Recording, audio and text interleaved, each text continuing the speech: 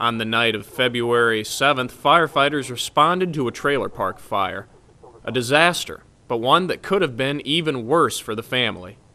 As it happened, everyone inside the home was saved.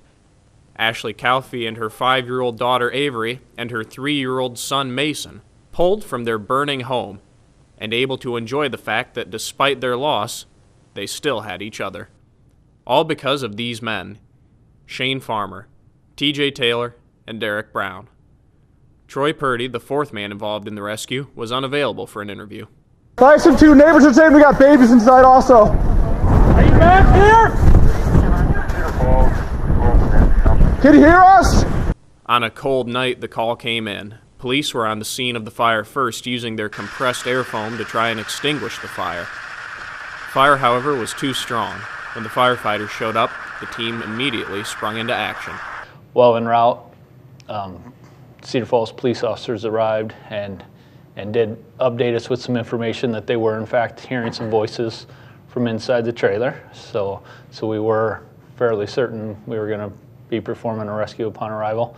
The battalion chief made a decision to ask Waterloo Fire to send an engine our way as well for some backup in case needed. Split-second decisions helped to save time when every second counts, and effort when it could be spent inside the trailer looking for the family.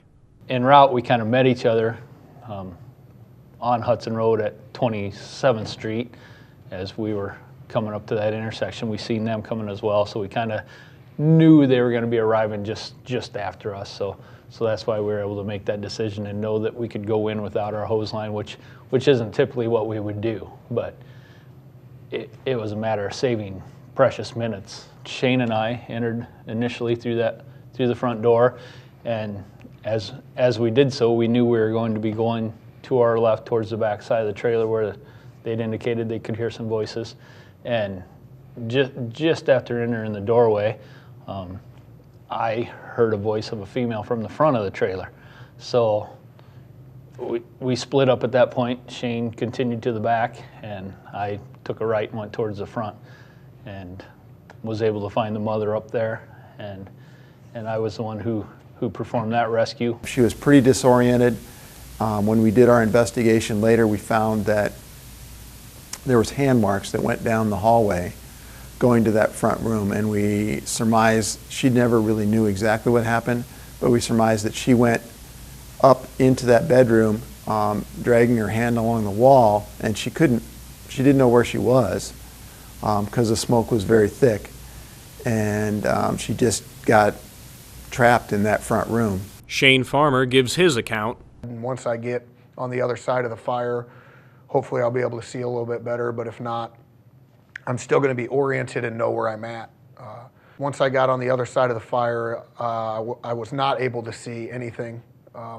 So if you put a blindfold on yourself, close your eyes, go into a closet and turn off all the lights, that's basically what we see for the most part when we're in fires where the smoke is banked all the way down to the floor. All that time I was calling out, fire department, and I was hearing the little girl holler back at me.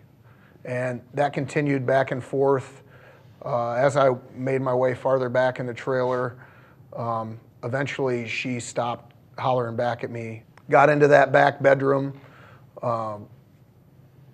knowing that I was probably running out of time, still continuing to do my search. At that point, TJ and I each saw a door. I opened one, it was a closet. TJ opened the other, it was the bathroom. When I opened it up, I could hear a little girl, "I can't breathe." I saw a couple hands come up through the smoke, grabbed her, and as quickly as I could, I just followed my hose line back out.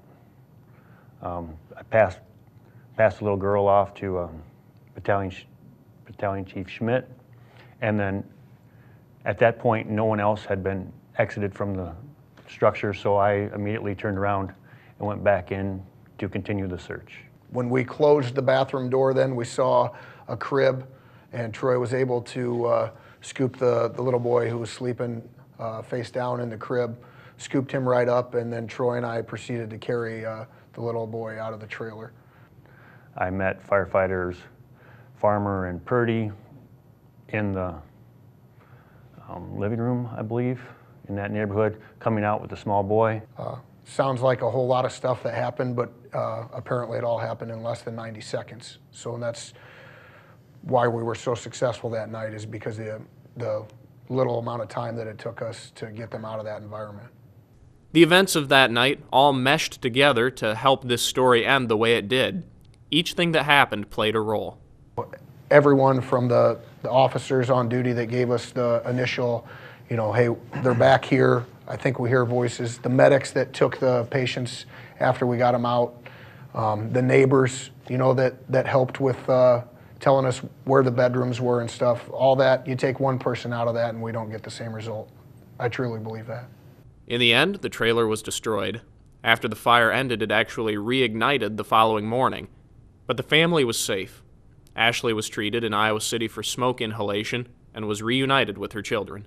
If we wouldn't have done it that way, something would have happened to either the ones in the back or the mother in the front. If Derek doesn't hear her calling out, we don't get to her for 2 minutes instead of 45 seconds, she's going to have more significant smoke damage, and who knows what happens after that. So, I think our training, our confidence in our equipment and what we were doing, our confidence in each other.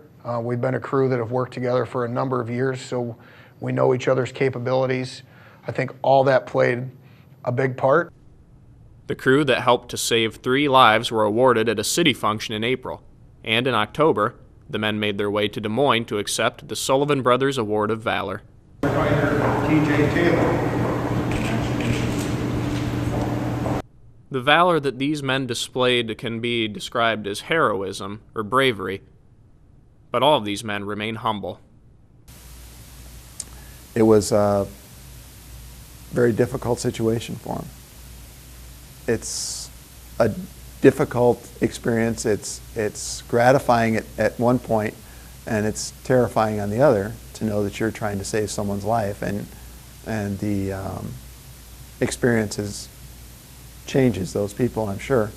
But in our line of work, I mean, it's what we train to do, and it's not what we do it for. We do our job because it's what we love to do, and it's why we're here. For Channel 15 City News, I'm Nathan Grieve.